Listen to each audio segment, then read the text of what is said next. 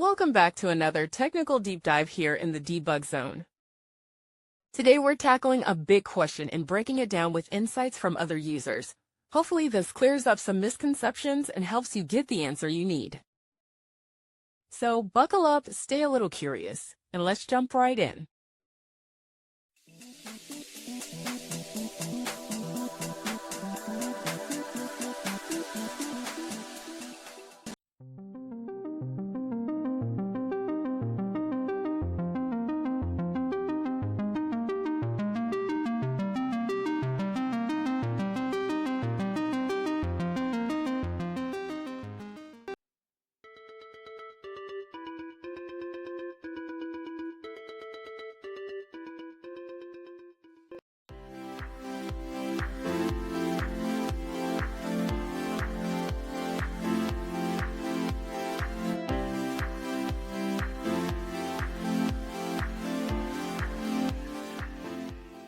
And that's a wrap.